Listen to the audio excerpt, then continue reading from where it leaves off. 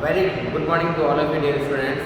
So as you know that now our math class is there. So in last class we studied about the exercise 3.6 some questions. So now as you know that the remaining two questions of the first question first and the second number question is remaining. So now we are going to start that question. So we just see here, as you know that the two questions remaining 7 and 8 both are same like this. How to solve? The process is same. Those are common term. जो common term है उसको a मानेंगे और जो दूसरी term है उसको b मानेंगे. तो आप देखिए tan को एक बार 1 upon x plus y and 1 upon x plus y, 1 upon x minus y and 1 upon x minus y. तो नेट कर लेते हैं यहाँ पे 1 upon x plus y को a मान लेंगे and 1 upon x minus y को क्या मान लेंगे b. तो इसे a और b मानेंगे तो इससे जो इक्वेशन बनेगी वो क्या बनेगी? tan तो ऐसा का ऐसा 1 upon x plus y की जगह आ a और 2 ऐसा का ऐसा उसकी जगह आ b और इक्वल में क्या है और जो इक्वेशन इससे बनेगी वो क्या होगी 15 तो एज इट इज इसकी जगह a आ गया और 5 एज इट इज की जगह b आ गया इक्वल टू नेगेटिव. अब आपको इन दोनों को सॉल्व आउट करना है और सॉल्व आउट करने के बाद में आपको a और b का आंसर मिलेगा. किसका आंसर मिलेगा? a का और b का. You can get the answer of a and b. और जब a और b का आंसर आपको मिल जाएगा वो आंसर दोबारा यहाँ पे आपको क्या करना है? पुट करना है. क्या करना है? पुट. और पुट करने के बाद में एक और इक्वेशन मिलेगी उसको क्रॉस मल्टीप्लिकेशन है सॉरी उसको सॉल्व करना पड़ेगा या फिर आंसर आपको मिल जाएगा. अब इसको सॉल्व करते हैं. तो इसको सॉल्व कैसे करते हैं? आपको पता है यहाँ पे 15 है तो इसको 15 से मल्टीप्लाई करते हो और यहाँ पे 10 है तो इसको 10 से मल्टीप्लाई करते हो. इक्वेशन क्या बनेगी देखो इसकी. ये हो जाएगा आपका 150a 50 टू जाके 30b इक्वल टू 60. सॉरी 15 होता 60. ओके 10 50 जा 150a minus 50b equals to negative 20. अब क्या करते हैं? Symbol change. हम क्या करेंगे? सिंबल माइनस प्लस और प्लस. तो ये आपने नए सिंबल चेंज. ये कट हो गया. पॉजिटिव एंड पॉजिटिव कितना हो जाएगा? 50 30 80b और 60 में से कितना मिलेगा आपका 40. So the value of b is equal to 40 by 80 and 1 by 2. b की वैल्यू कितनी आ गई? 1 by 2. तो b की किसी भी एक इक्वेशन के अंदर क्या कर देते हैं? रिप्लेस कर देते हैं. रिप्लेस करेंगे तो देखिए क्या होता है. रिप्लेस करने के बाद में जैसे ये वैल्यू अपने क्या करती है? रिप्लेस करेंगे किसी भी एक में. Know that tan a plus 2b equal to 4. तो tan a plus 2 को ऐसा कैसा और b की प्लेस पे क्या रिप्लेस करना है आपने? 1 by 2 that equals to 4. 2 and 2 cancel हो जाएगा. tan a plus 2 equal to 4. tan a equal to 4 minus 2 and tan a equal to 2. a equal to 2 by 10. So a equal to 1 by 5. You can get the answer of a and b both. After that, as you know that आपने किसको माना है? 1 upon x plus y को a माना है and 1 upon x minus y क्या माना है? b. and 1 upon x plus y. a की वैल्यू क्या है? a की वैल्यू क्या है? 1 by 5 और 1 upon x minus y. b की वैल्यू क्या है? 1 by 2. अब आपको क्या करना है? Cross multiply. इसका इधर क्या होगा? x plus y equal to 5 according question आ गई. इसमें भी क्या होगा? इधर मल्टीप्लाई करने पर x minus y equal to. अब दोबारा इन दोनों को सॉल्व करना है. x plus y equal to 5 and x minus y equal to 2. कैसे सॉल्व करेंगे? डायरेक्ट कट हो रहा है. इसमें हम इसे y बाय कट हो गया. x कितना होगा? 2x और 5 को कितना होगा? 7. x इक्वल टू 7 बाय ये आपका x का आंसर है. और ऐसे कैसे x plus y equal to 5 है तो x की वैल्यू को रिप्लेस कर देंगे. बिना 5 भी ये 4 है यहाँ पर जाता है. x इक्वल 7 by 2 और दूसरी इक्वेशन क्या है? x minus 9 equal to 2. अब सिंपल से माइनस प्लस और माइनस ये कट हो गया. y माइनस हो गया 2 by 5 y equal to 3 by. तो ये आपके x और y का आंसर. ये आपका थोड़ा सा बड़ा हो जाएगा. मतलब पहले इक्वेशन बनाए फिर सॉल्व करें फिर पुट करें और दोबारा इक्वेशन आएगा और दोबारा सॉल्व करना पड़ेगा. Then you can get the answer. तो इसके आगे वाला जो एज वाला है वो भी ऐसा कैसे नहीं है. आप केवल थोड़ा समझ के उसको सॉल्व करना है. So take the screenshot.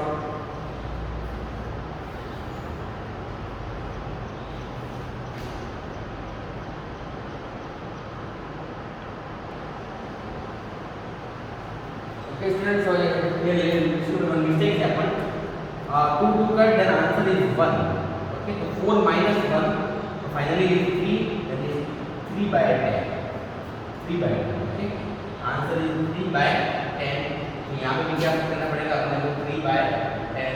तो क्रॉस मल्टीप्लाई करेंगे हो जाएगा आपका 3x minus 3 by 10. थोड़ा सा मिस्टेक हो गया कि इसमें से ये कंप्लीटली साइड रॉन्ग हो जाएगा. तो इसका आंसर तो चेंज आएगा. अब इन दोनों को तो दोबारा सॉल्व करना पड़ेगा. तो क्या हो जाएगा x plus y equal to 5 and 3x minus 3y equal to 10. यहाँ पर 3 है तो इसको 3 से मल्टीप्लाई इसको 1 से. तो अगेन क्या होगा 3x plus 3y equal to 15 and 3x minus 3y equal to 10. ये कर जाएगा कितना हो गया 6x और ये हो गया आपका 25. तो ये आंसर साइड पे कुछ और प्रॉब्लम भी है इसमें. So wait here for some time. I will check it. Wait 2 minutes. Okay student, so इसको मैंने वापस सॉल्व कराया. यहाँ पर मिस्टेक हो गई थी. There we have to put minus. इसका सिंबल तो चेंज किया था बट इनको सब्ट्रैक्ट कर देंगे. यहाँ पे क्या होगा 60 और 20 80 हो जाएगा और मैंने कितना कर दिया था 40. उस वजह से ये रॉन्ग हो गया. तो 80 हो जाएगा तो b की वैल्यू क्या आएगी 1 और b की वैल्यू 1 ये कितना मिलेगा 1/5. वही वापस पुट करके क्रॉस मल्टीप्लाई होगा. तो इक्वेशन आएगी तो दोनों सॉल्व करें तो x की वैल्यू आएगी 3 और y कितना आएगा 2. Okay, so now take the screenshot. This is correct. Now take the screenshot of this question and write in your notebook. Clear?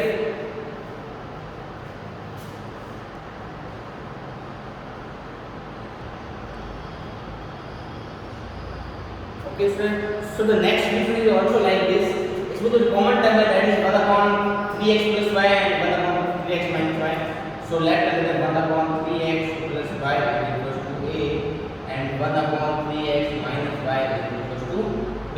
तो इससे इक्वेशन क्या बनेगी? उसको लिखा जाएगा a plus b is equal to 3/4. तो ये 4 इधर इधर का मल्टीप्लाई हो जाएगा तो 4 bracket a plus b is equal to 3 then 4a plus 4b is equal to 3. ये आपकी इक्वेशन लाइन. और जो इससे मल्टीप्लाई देखिए इससे वो क्या होगी वो देखिए 1/3x plus y इधर तो आ गया 1 और 2 गांव में डिनोमिनेटर में जब 2 ऐसा है ऐसा माइनस 1/3x plus की दूसरी जगह आ गया 3 और डिनोमिनेटर में क्या है 2 है तो ये ऐसे रहता है minus 1/8. Okay, so now the LCM is 2 then a minus b is equal to negative 1/8. तो क्रॉस मल्टीप्लाई कर दो इधर भी ऐसे और ऐसे तो 8 का मल्टीप्लाई हो जाएगा a minus b और वहां हो जाएगा negative 2. तो 8a minus 8b is equal to negative 2. अब आपको इन दोनों इक्वेशन को सॉल्व आउट करना है.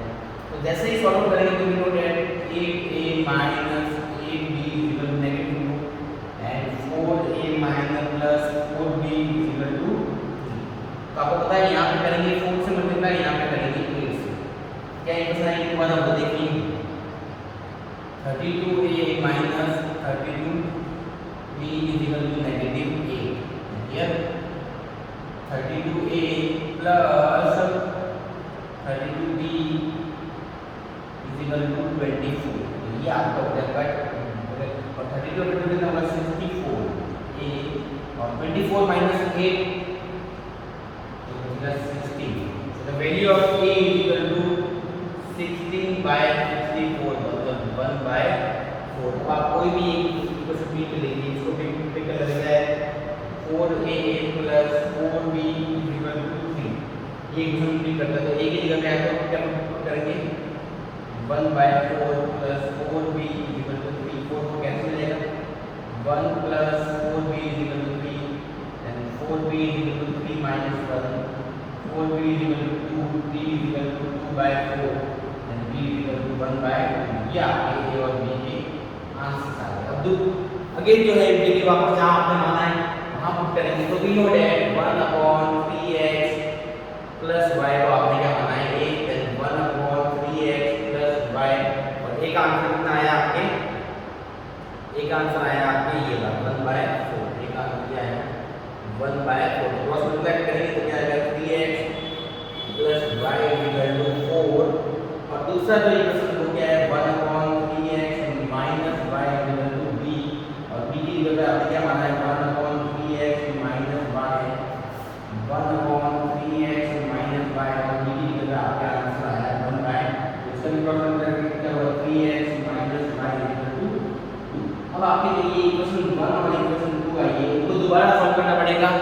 अगेन जब आप इनको सॉल्व करेंगे एलिमिनेशन मेथड से तो आपको x और y का आंसर मिल जाएगा। आई hope you understood these two questions. These two questions is very important in the exam. So just take care about these two questions and the remaining functions you have to solve. This equation you have to solve by elimination method. Then you can get the value of x and y. Okay, so take this screenshot.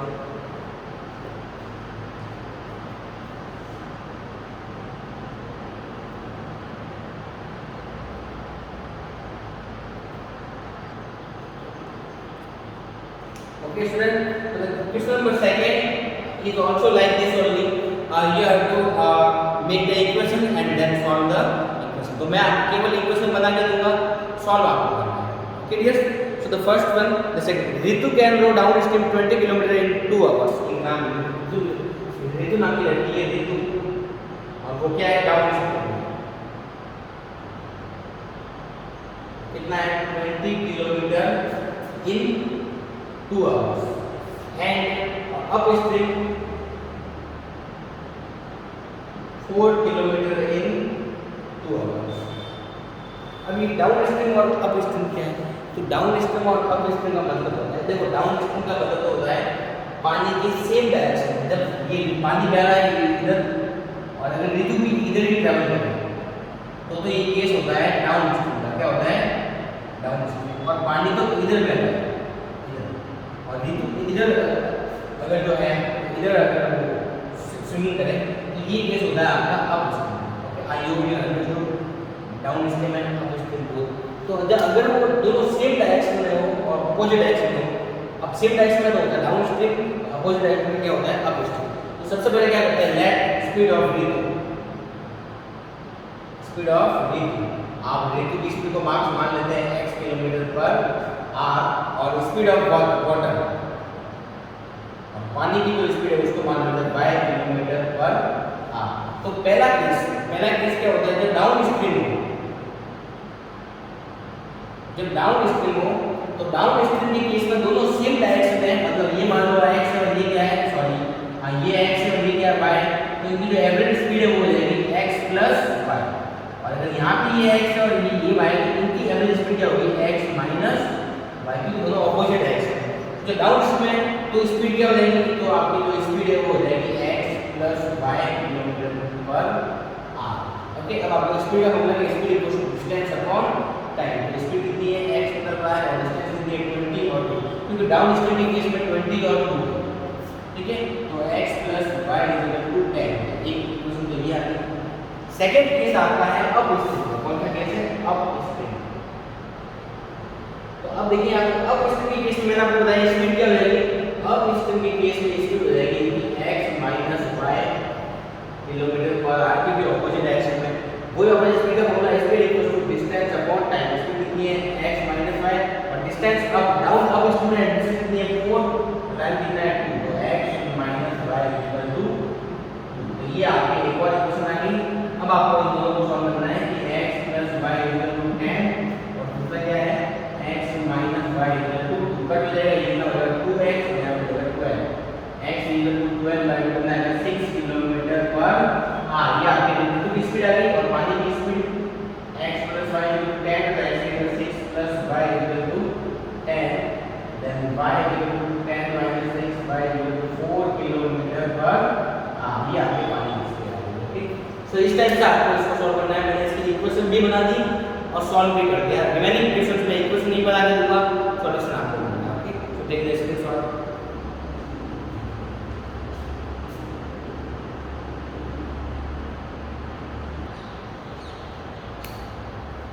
Question. So next, second question. Question क्या आपको? 2 women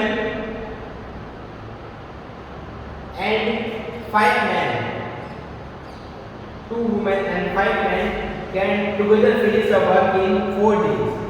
मतलब 2 women और 5 men जो है मिलाकर embroidery का एक काम करते हैं कितने डेज में? 4 डेज में. और अगला आगे क्या है कि 3 women प्लस 6 मैन, 6 मैन है और वो मिला कितने डेज में करते हैं? 3 डेज. 3 डेज. तो फाइंड एक वुमेन और एक मैन, मतलब find time taken by 1 women alone to finish the work and by one man, मतलब एक आदमी और एक औरत कितने कितने टाइम में करेंगे। अब आपको यहाँ पे सीधा वुमेन को एक्स और वाई नहीं मानेंगे, यहाँ पे ये एफिशिएंसी की बात आ रही है। एक वर्ड होता है efficiency, one term is there efficiency, that is the opposite of time. आपको पता है साइंस में, आपको साइंस वाले गुरुजी ने बताया होगा कि द एफिशिएंसी का मीनिंग होता है कोई जो मशीन है या कोई ह्यूमन है वो कितना काम करता है, कितने टाइम इंटरवल है, दैट इज कॉल्ड एफिशिएंसी। इसको कहते हैं उसकी एफिशिएंसी। हमेशा एफिशिएंसी इक्वल टू होता है 1 टाइम। एफिशिएंसी इक्वल टू क्या होता है, we know that efficiency equal to होता है 1 टाइम। एफिशिएंसी इक्वल टू होता है 1 टाइम। मतलब हमेशा किसी भी चीज की एफिशिएंसी फाइंड करनी है तो वो टाइम का ऑपोजिट होता है। ओके, तो यहाँ पे हम टाइम लेट करेंगे, let a woman done in x days. तो एक वुमन की एफिशिएंसी क्या होगी, तो वुमन की एफिशिएंसी हो गई एफिशिएंसी इक्वल टू 1 टाइम, तो वुमन की एफिशिएंसी हो जाएगी आपकी 1/x। ओके डियर्स, और लेट और a man done in y days। तो जो मैन की एफिशिएंसी है, मैन की वो कितनी हो जाएगी, वो वापस हो जाएगी 1/y। ये होता है इनकी efficiency. Okay, I hope you understood. अब ये एफिशिएंसी की वैल्यू यहाँ पे आपको करनी है, यहाँ पर प्ले करनी नहीं दिख रहा है वो आपको यहाँ पे करना, बट ये एफिशिएंसी की वैल्यू आपको यहाँ पर करनी है। मतलब ये मैन की वैल्यू 1/y और वुमन की होगी 1/x। इसको इवन ले लो, इसको इवन। ओके, अब यहाँ देखो, यहाँ वैल्यू पुट करते हैं इसके अंदर, देखिएगा यहाँ 2 और वुमेन की एफिशिएंसी क्या है 1/x, 5 और मैन की एफिशिएंसी क्या है 1/y, और ये भी क्या है टाइम, ये भी क्या है डेज है। तो इस डेज की भी एफिशिएंसी वापस क्या होगा, एफिशिएंसी का फार्मूला क्या होता है 1/टाइम। ओके, तो इसका भी क्या हो जाएगा 1/4। तो फिर क्या बनेगी 2/x, 5/y और 1/4। ये आपके पहली इक्वेशन आएगी। और जो इक्वेशन इससे आएगी वो क्या है, 3 वुमेन है, 3 मल्टीप्लाई 1/x, 6 मल्टीप्लाई 1/y, और इसीलिए क्या होगा 1/3, answer is 3/x plus 6/y equal to 1/3। अब ये आपके दो इक्वेशन आ गई। अब इनको कैसे सॉल्व करते हैं आपको पता ही है अच्छी तरह से, अपने बहुत सारे इक्वेशन कर लिए। तो I will solve this equation. आप जब सॉल्व करेंगे तो x और y मिल जाएगा, और x क्या है वुमेन के द्वारा और y क्या है मैन के द्वारा। ठीक है, तो यहाँ पे आप कैसे सॉल्व करेंगे, सीधा 1/x को a मान देंगे और 1/y को b मान देंगे। तो इक्वेशन क्या आएगी 2a + 5b = 1/4। फिर कॉस मल्टीप्लाई करना पड़ेगा, फिर आएगी 3a + 6b = 1/3। इसमें कॉस मल्टीप्लाई करेगा, इन दोनों को दोबारा सॉल्व करना पड़ेगा, तब आंसर मिलेगा। Okay, so I hope you understood. So take the screenshot.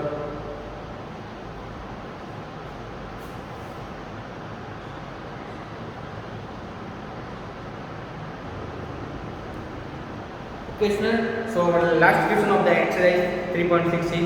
Rohit traveled 300 kilometre to our home by partly bus and train। मतलब रोहित जो है 300 किलोमीटर उसके घर से ट्रेवल करती है बस और ट्रेन से। तो पहले कह रहा है 64 आवर्स उसको 4 घंटे लगते हैं, कब जब 60 किलोमीटर ट्रेन से ट्रैवल करती है एंड रिमेनिंग बाय बस। तो रिमेनिंग वो कितनी बाय बस और 4 आवर लगते हैं। आपके बाद अगर वो 100 किलोमीटर ट्रेन से ट्रैवल करे, जैसे 100 किलोमीटर ट्रेन से ट्रैवल करे और रिमेनिंग बाय बस, तो उसको 4 आवर और 10 मिनट्स एक्स्ट्रा लगते हैं। तो ये क्वेश्चन कह रहा है फाइंड द स्पीड ऑफ बस एंड स्पीड ऑफ ट्रेन। तो सबसे पहले late speed of train x kilometre per hour, speed of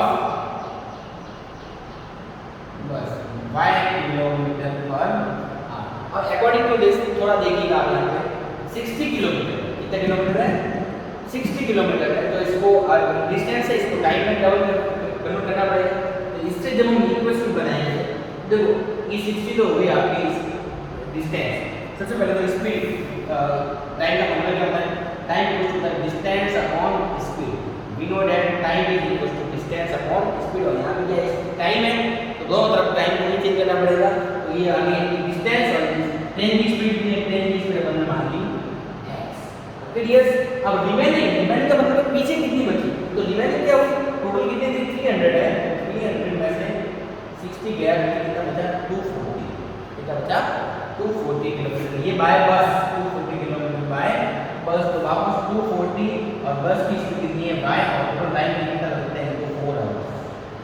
ये आपके क्वेश्चन फिर जैसे इसमें आ जाएगा 100 किलोमीटर, तो 100 किलोमीटर तो हो गई डिस्टेंस, ट्रेन की स्पीड कितनी है बाय x है, अब रिमेनिंग यहाँ पे रिमेनिंग 300 माइनस 100 मतलब 200 किलोमीटर, मतलब बस से कितनी है 200 बाय अब की बार टाइम 4 आवर्स तो है ही, 4 आवर्स प्लस 10 मिनट्स एक्स्ट्रा है, तो 10 मिनट्स की करेंगे, इसको करेंगे 10 बाय 60, क्लियर, तो ये कितना हो जाएगा 100 बाय x प्लस 200 बाय यहाँ बनेगा 1 बाय 6, ऐसे बनेगा 6 हो जाएगा 24 प्लस 1, तो finally 100 by x plus 200 by x equal to 25 by 6।